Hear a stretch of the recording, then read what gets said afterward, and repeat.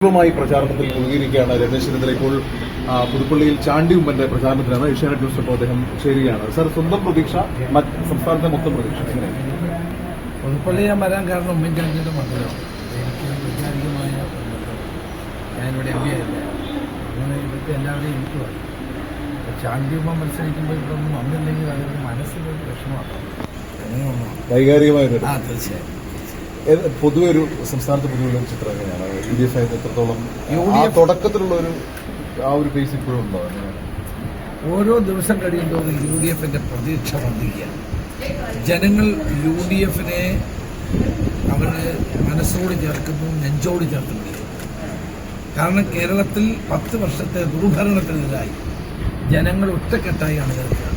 അപ്പോൾ ഒരു രാഷ്ട്രീയ മാറ്റം കേരളത്തിൽ ഉണ്ടാകുന്നു, ഒരു ഭരണമാറ്റം ഉണ്ടാകണമെന്നുള്ള ആഗ്രഹത്തിൻ്റെ പ്രതിഫലനമാണ് ഞങ്ങൾക്ക് എല്ലായിടവും ജനങ്ങൾ കാണാൻ കഴിയും. അത് 2021 കാണാൻ കഴിയില്ല, കാരണം അന്ന് കോവിഡ് ആയതുകൊണ്ടാകും നമുക്ക് മനസ്സിലാക്കാൻ കഴിയില്ല. ഇപ്പോഴത്തെ ചിത്രം നമുക്ക് മനസ്സിലാവും. കാരണം എന്തെല്ലാം കള്ളപ്രചരണങ്ങൾ നടത്തിയാൽ, കോടികൾ ചെലവാക്കിയുള്ള പ്രചരണങ്ങൾ നടത്തിയാൽ സർക്കാരിനെതിരായിട്ടുള്ള ജനങ്ങളുടെ വികാരം ഡീലാണ്. ഓരോ ദിവസം ചെല്ലുന്നൊരു ഡീലാരോപണം കൂടുതൽ ശക്തമാകുകയാണ്. ഇതിപ്പോൾ കേന്ദ്രമന്ത്രി ജോർജ് നമ്മളോട് പറഞ്ഞത് ഇരുകൂട്ടരും ഡീലാരോപണം BJPക്കെതിരെ ശക്തമാക്കിക്കൊണ്ട് അത്രയും വോട്ടുകൾ BJPക്ക് കിട്ടുമെന്നതാണ്. മുഖ്യമന്ത്രി ഇന്നും ആവർത്തിക്കുന്നുണ്ട്. എവിടെയാണ് ശരി ഡീൽ? മുഖ്യമന്ത്രി നരേന്ദ്രമോദി എന്നുള്ളത്. നരേന്ദ്രമോദിക്ക് കോൺഗ്രസ് അധികാരത്തിൽ വരാൻ പാടില്ല, കോൺഗ്രസ് നേതൃത്വത്തിൽ ഗവൺമെന്റ് ഉണ്ടാകാൻ പാടില്ല, കോൺഗ്രസ് മുക്ത ഭാരത്. അത് ഏറ്റവും കൂടുതൽ ഇഷ്ടപ്പെടുന്ന വ്യക്തി പിണറായി വിജയനായിരുന്നു. കാരണം കോൺഗ്രസ് അധികാരത്തിൽ വന്നില്ലെങ്കിൽ പിന്നെ എവർക്കാണ് ചാൻസ്? ഏതായാലും BJP കേരളത്തിൽ അക്കൗണ്ട് തുറക്കാൻ പോകുന്നില്ല, അവർക്ക് ഒരു സീറ്റ് കിട്ടാൻ. അപ്പം പിന്നെ അതുകൊണ്ടാണ് കേരളത്തിന്റെ മുഖ്യമന്ത്രി പിണറായി വിജയൻ നരേന്ദ്രമോദിയെ പറ്റി ഒരു അക്ഷരം പറയാൻ പോകും, അമിത്ഷായെ പറ്റി പറയാം. എപ്പോൾ കണ്ടാലും ആമാടപ്പെട്ടി കൊടുക്കുക, ആറുമുള കണ്ണാടി കൊടുക്കുക, ഇത് സ്ഥിരം പരിപാടിയാണ്. അപ്പം അതുകൊണ്ട് ജനങ്ങൾക്ക് ബോധ്യമുണ്ട് ഈ ഡീല് തുടങ്ങിയത് ഇന്നലെയാണ്. 2021 തെരഞ്ഞെടുപ്പിൽ തുടങ്ങിയതാണ്. 41 തവണയാണ് ലാവ്ലിൻ കേസ് മാറ്റിവെച്ചത്. 8 വർഷമായി ലാവ്ലിൻ കേസ് സുപ്രീം കോടതി കിടന്നത്. എന്തുകൊണ്ടാണ് അത് മാറ്റിവെക്കുന്നത്? CBI ഒരു ഉത്തരം ഇക്കാര്യത്തിൽ പറയുന്നില്ല. തന്നെയുമല്ല, എല്ലാവരെയും വിചാരണ ചെയ്യല്ലേ. ED നോട്ടീസ് അയച്ചിട്ടുണ്ടോ മുഖ്യമന്ത്രിക്ക്? ED ഏതെങ്കിലും ഘട്ടത്തിൽ മുഖ്യമന്ത്രിയെ വിളിച്ചു അന്വേഷിച്ചിട്ടുണ്ടോ? കേജ്രിവാളിനെ ഒരു കാരണവുമില്ലാതെ അദ്ദേഹത്തെ ജയിലിലിട്ടു, ഹേമന്ത് സോറനെ ജയിലിലിട്ടു, DK ശിവകുമാറിനെയും ചിദംബരത്തെയും ജയിലിലിട്ടു. രാഹുൽ ഗാന്ധിയെയും സോണിയാഗാന്ധിയും മണിക്കൂറുകളോളം ചോദ്യം ചെയ്തു. കേരളത്തിലെ മുഖ്യമന്ത്രിക്കെതിരായി 30 കിലോ സ്വർണം കൊണ്ടുവന്നതിന്റെ സ്വർണ്ണക്കള്ളക്കടത്ത് കേസ്, മാസപ്പടി കേസുണ്ട്. പിണറായി വിജയന്റെ പ്രിൻസിപ്പൽ സെക്രട്ടറി 8 മാസക്കാലം ജയിലിൽ കിടന്നു. എന്തുകൊണ്ട് കേരളത്തിന്റെ മുഖ്യമന്ത്രിക്കെതിരെ ഒരു നോട്ടീസ് അയച്ചില്ല? അവിടെയാണ് പിണറായി വിജയനും നരേന്ദ്രമോദിയും തമ്മിലുള്ള രഹസ്യമായ ധാരണ നിലനിൽക്കുന്നത്. പ്രതിപക്ഷ നേതാവ് പറഞ്ഞതിനപ്പുറം മണ്ഡലങ്ങളിൽ വരെയുണ്ട്. കാരണം ഈ 2020 എന്ന് പറയുന്ന പാർട്ടി ഉന്നതനാട് മാത്രമുള്ളൊരു പാർട്ടിയാണ്. 22 സീറ്റാണ് അവർക്ക്. ആ സ്ഥാനാർത്ഥി ആരാണെന്ന് ആർക്കും അറിയില്ല. 2 സ്ഥാനാർത്ഥികൾക്ക് വോട്ടർ പട്ടിക പേര് പോലും ഇല്ല. BD ജയസേന സ്ഥാനാർത്ഥി ആരാണെന്ന് ആർക്കും അറിയില്ല. BJPക്കാർക്ക് പോലും അറിയില്ല ആരാണ്. അത്തരം സ്ഥാനാർത്ഥികളെ നിർത്തുന്നത് എന്തിനാണ്? വോട്ട് മറിക്കാനാണ്. അങ്ങനെ വോട്ട് മറിച്ചു കൊടുത്ത് CPM അധികാരത്തിൽ വന്നാലും വേണ്ടില്ല, കോൺഗ്രസ് നേതൃത്വത്തിലുള്ള UDF അധികാരത്തിൽ വരരുതെന്നുള്ള ചിന്തയാണ് 2 കൂട്ടരെയും നയിക്കുന്നത്. പക്ഷെ ഇത്തവണ ജനങ്ങൾ അതൊക്കെ മറികടക്കും. ഇതൊക്കെ ജനങ്ങൾക്ക് തീർച്ചയായും ബോധ്യപ്പെടുന്ന കാര്യമാണ്.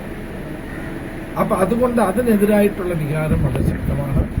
UDF വൻ ഭൂരിപക്ഷത്തോടെ അധികാരത്തിൽ. കോൺഗ്രസിലേക്ക് വന്നു കഴിഞ്ഞാൽ മുഖ്യമന്ത്രി ചർച്ച, നിങ്ങളടക്കമുള്ള നേതാക്കൾ അത് തടയിട്ട് തന്നിട്ടുള്ള ചർച്ച ആവശ്യമില്ല. പക്ഷേ പല കോണുകളിൽ നിന്ന് വന്നിട്ടുള്ള ചർച്ച നേതാക്കൾ പോലും, പ്രത്യേകിച്ച് BJPയിലേക്കുള്ള നേതാക്കൾ പോലും അങ്ങയുടെ പേര് തന്നെ ഉദാഹരിച്ചുകൊണ്ട് മുഖ്യമന്ത്രിയാകുന്നുള്ള ചർച്ചകൾ വീണ്ടും തുടങ്ങി വെച്ചിരിക്കുകയാണ്. സുധാകരൻ രമേശ് ചെന്നിത്തല മുഖ്യമന്ത്രിയാകുന്നു. ഇത്തരം ചർച്ചകൾ ഏത് രീതിയിലായിരിക്കും മുൻപോട്ട് പോവുക, അല്ലെങ്കിൽ കോൺഗ്രസിന് ഗുണമാവും? ഇത്തരമൊരു ചർച്ചയ്ക്ക് യാതൊരു പ്രസക്തിയും പോയി. ഞങ്ങളത് ആവർത്തിച്ചു പറഞ്ഞു. സുധാകരൻ ഭക്ഷണം കഴിച്ചുകൊണ്ടിരിക്കുമ്പോൾ നിങ്ങൾ ഈ കോലുമായിട്ട് എന്ന അദ്ദേഹത്തെ നിരന്തരം കുത്തി ചോദിച്ചുകൊണ്ടിരുന്ന BJP സാർ അവിടെ പ്രസംഗിച്ചപ്പോൾ അദ്ദേഹം ഇങ്ങനെ പല കാര്യങ്ങൾ പറഞ്ഞു കൊടുത്ത് പറഞ്ഞതാണ്. ഞങ്ങൾ ആരും അതിൽ വീഴാൻ പോകുന്നില്ല, തെറ്റിദ്ധരിക്കേണ്ട. അതിൽ ഞങ്ങൾ വീഴില്ല, അത്തരം ചർച്ചയില്ല. CPM-ന്റെ അജണ്ടയാണ്, ആ ചർച്ചയിൽ ഞങ്ങൾ വീഴില്ല. ഞങ്ങൾ തെരഞ്ഞെടുപ്പ് കഴിഞ്ഞാൽ രാഹുൽ ഗാന്ധിയും ഖാർഗെജിയും ഞങ്ങളെല്ലാം വിളിച്ച് ചർച്ച ചെയ്തതാണ്. തെരഞ്ഞെടുപ്പ് കഴിഞ്ഞാൽ മുഖ്യമന്ത്രി ആരാണെന്ന് ഹൈക്കമാൻഡ് തീരുമാനിക്കും. അതിനു മുമ്പ് ഇവിടെ ചർച്ച ചെയ്യേണ്ട എന്താ ഒരു കാര്യവുമില്ല. അതുകൊണ്ട് അത്തരം ചർച്ച ദയവായി ചാനലുകൾ മുന്നോട്ട് കൊണ്ടുപോകും. ഇന്നലെ ഒരു കാര്യം സാർ, ഇന്നലെ ഈ കോഴിക്കോട് അവിടെ ഈ പ്രത്യേകിച്ച് താങ്കളുടെ ചിത്രം അവിടെ പ്രദർശിപ്പിക്കുന്ന തൊപ്പിയും താങ്കളും രാഹുൽ ഗാന്ധിയും മാത്രം. അപ്പോൾ അതൊക്കെ താങ്കൾ അറിഞ്ഞുകൊണ്ടുള്ള ഒരു നീക്കമാണോ? ഇങ്ങനെയൊക്കെ സംശയങ്ങൾ വരുന്നുണ്ട് എന്താണ്? എത്ര ബാലിശമായ ചോദ്യമാണ്. ഒരു ജാഥ നടക്കുന്നുണ്ട്, ആരുടെ എല്ലാം ഫോട്ടോ ആരുടെ വേണ്ടി മുദ്രാവാക്യം ചെയ്യുന്നു. ഇത് കോൺഗ്രസ്സാണ്. ഇത് പിണറായി വിജയന് വേണ്ടി ഉള്ള ഒറ്റയാൾക്ക് മാത്രമേ അവിടെ മുദ്രാവാക്യം കൈയടിക്കും. ഞങ്ങളുടെ പാർട്ടി എല്ലാവരും നേതാക്കന്മാരെ പറ്റി ചാണ്ടിയമ്മനെ കണ്ട ആളുകൾ കൈയടിക്കുന്നു. ജാതിയും VD സതീശനെ കണ്ട കൈയടിക്കുന്നു, എന്നെ കണ്ട കൈയടിക്കുന്നു.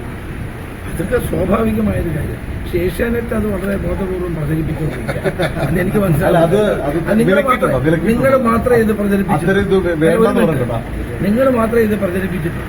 കോൺഗ്രസിന്റെ ജാഥകളിൽ നിങ്ങളൊക്കെ കണ്ടിട്ടില്ലേ? എത്രയോ ജാഥകളിൽ അവരുടെ നേതാക്കന്മാർ കൈയടിക്കുക, അവരുടെ ചിത്രങ്ങൾ ഉയർത്തി കാണിക്കുക. അതെന്താ ഇതിനകത്ത് വല്ല കുഴപ്പമുണ്ടായിരുന്നു? ഒരാവശ്യമില്ല. അത് നിങ്ങൾ അനാവശ്യമായ ഒരു നോൺ ഇഷ്യൂ പൊക്കിക്കൊണ്ട് വന്നതാണ്. അത് ഇവിടെ കോൺഗ്രസിനകത്തെ വസ്തുതകൾ അറിയാൻ പാടില്ലാത്ത രീതിയിൽ അത് ഞാൻ അറിഞ്ഞുകൊണ്ടാണോ അല്ലയോ എന്നുള്ളതിന് എന്ത് പ്രസക്തിയാണ്? ഞാൻ സ്റ്റേജിലിരിക്കുന്നത്, ഞാൻ പോലും അന്നേരം. അപ്പോൾ അതൊക്കെ ബോധപൂർവമായി ഇതിനകത്ത് പ്രശ്നമുണ്ടെന്ന് വരുത്താനുള്ള ചില നീക്കത്തിന്റെ ഭാഗമാണ്. UDF ഒറ്റക്കെട്ടാണ്, കോൺഗ്രസ് ഒറ്റക്കെട്ടാണ്. ഞങ്ങളുടെ ലക്ഷ്യം ഗവൺമെന്റ് തിരികെ വരിക എന്നുള്ളതാണ്. അതിനുവേണ്ടിയാണ് ഞാൻ 85-100 സീറ്റുകളാണ് ഞങ്ങൾ 100 സീറ്റ് ലക്ഷ്യം വെച്ചാണ് മാത്രമല്ല. ഒരു കാര്യം കൂടി എനിക്ക് പറയാം. നമ്മുടെ ശബരിമലയുമായി ബന്ധപ്പെട്ട കേസ് മുന്നോട്ട് പോയപ്പോൾ കോൺഗ്രസിന്റെ നേതാക്കന്മാരെ കൂടി പ്രതിയാക്കാൻ ഒരു നീക്കം നടന്നിട്ടുണ്ട്. ആ കൊടിമര നിർമ്മാണത്തിൽ അഴിമതിയുണ്ട്. കൊടിമര നിർമ്മാണത്തിൽ സ്വർണം അടിച്ചുകൊണ്ടുപോയി. ഹൈക്കോടതിയുടെ കമ്മീഷൻ, അഡ്വക്കേറ്റ്സ് കമ്മീഷന്റെ മുന്നിൽ വെച്ചാണ് ഈ സ്വർണം വാങ്ങിയതും അത് ഉപയോഗിച്ചതുമല്ല. അന്ന് എന്തെല്ലാം പ്രചരണമായിരുന്നു. കോൺഗ്രസിന്റെ ദേവസ്വം ബോർഡ് മെമ്പർമാരെ അറസ്റ്റ് ചെയ്തു, അവരാണ് ഉത്തരവാദി. വിജിലൻസ് അന്വേഷിച്ച് റിപ്പോർട്ട് കൊടുത്തല്ലോ, അവർക്ക് ഒരു പങ്കുമില്ലാന്ന്, ഒരു അഴിമതിയില്ലാന്ന് കണ്ടെത്തിയല്ലോ. ഇനിയെങ്കിലും അന്നത് പറഞ്ഞ പിണറായി വിജയൻ ഉൾപ്പെടെ MV ഗോവിന്ദൻ ഉൾപ്പെടെ ഒരു മാപ്പ് പറയണം. പിണറായി വിജയന്റെ വിജിലൻസ് അന്വേഷിച്ച് ആ ശബരിമലയിലെ കൊടിമര നിർമ്മാണത്തിൽ ഒരു അഴിമതിയുമില്ല എന്ന് വിജിലൻസ് കോടതിയിൽ കൊടുത്തിരിക്കുകയാണ്. അതിന് മാപ്പ് പറയും. മാത്രമല്ല, ഈ സ്വർണ്ണ കള്ളക്കടത്തിൽ സ്വർണം മോഷ്ടിച്ച ആളുകളെ മുഴുവൻ രക്ഷിച്ച ഗവൺമെന്റാണ് ഇവിടെ കഴിഞ്ഞത്. അത് ഭക്തജനങ്ങളുടെ ഹൃദയത്തിൽ വലിയ മുറിവുണ്ടാക്കിയ ഒരു കാര്യമാണ്. അവർ മുഴുവൻ പുറത്തു വന്നല്ലോ. അപ്പൊ ഞങ്ങളുടെ മേൽ കെട്ടിവെക്കാൻ ശ്രമിച്ച ഒരു കേസ് ഒളിഞ്ഞു പാളീസായിരുന്നു.